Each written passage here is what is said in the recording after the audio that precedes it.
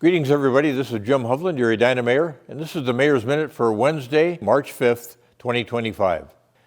Well, I really regret having to report that the city did not receive a federal grant to create a railroad crossing safety action plan, the first step in improving the at-grade railroad crossings in Edina.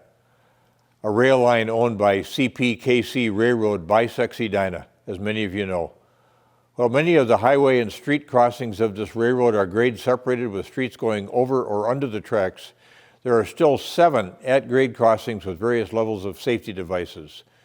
To address this issue, the city would like to complete a railroad crossing safety action plan to see what can be done to improve the situation at each of these 7 at-grade crossings. Until recently, most train trips through Edina had been during the daytime. Now the railroad has begun operating these trains during the nighttime as well, which might be disturbing residents since the train horn rule requires locomotive engineers to sound train horns at least 15 seconds in advance of all public grade crossings. Eliminating crossings or making grade separation improvements would eliminate the need for trains to sound their horns.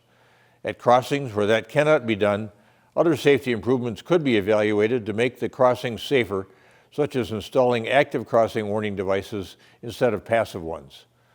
Without the federal grant, such a study will not be completed until another funding source can be identified.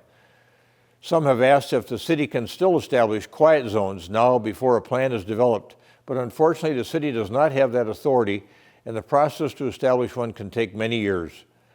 I know this is really frustrating for some of our residents that live along the line or near the line because they're listening to these horns.